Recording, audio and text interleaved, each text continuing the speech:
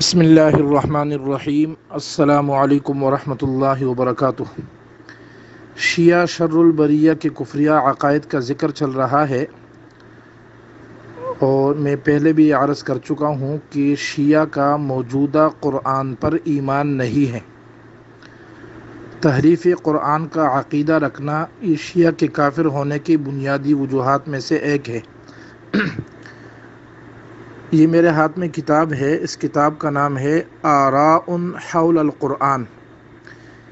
یہ شیعہ مولوی علامہ علی الفانی الاصفہانی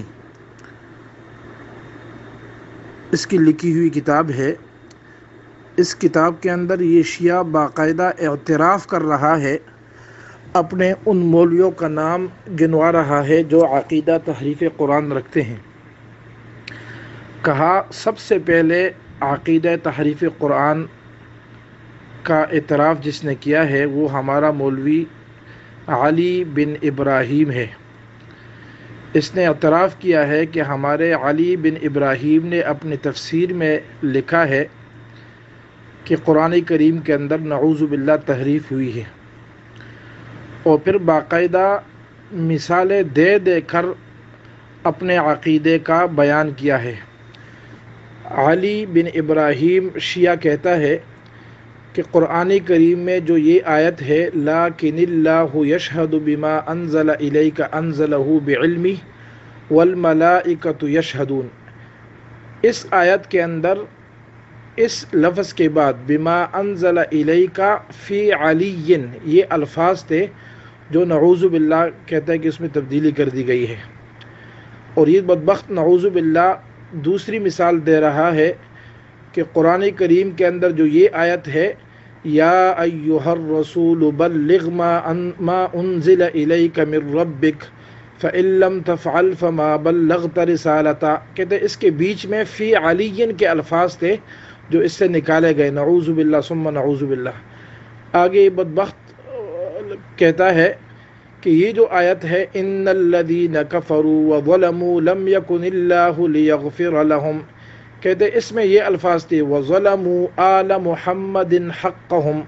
نعوذ باللہ ثم نعوذ باللہ۔ تو یہ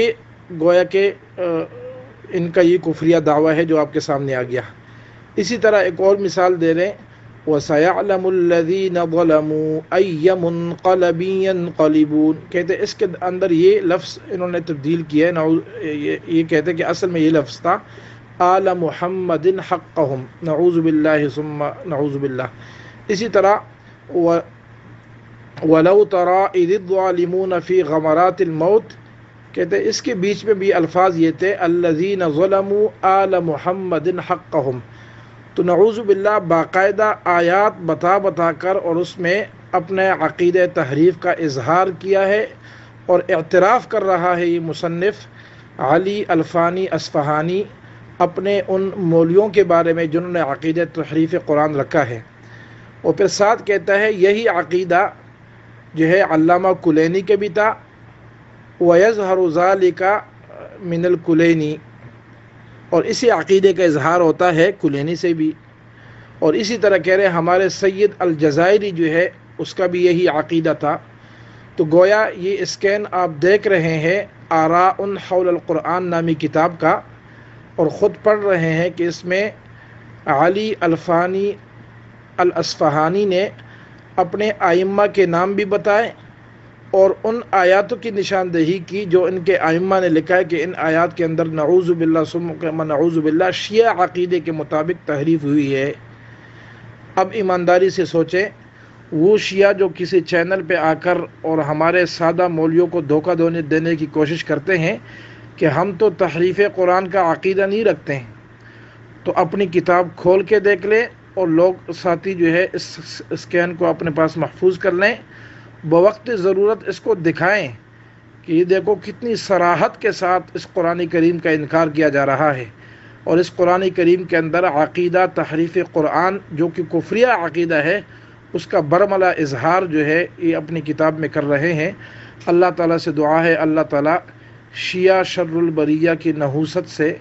اور ان کے گندے عقائد سے امت مسلمہ کی حفاظت فرمائے۔ والسلام علیکم ورحمۃ اللہ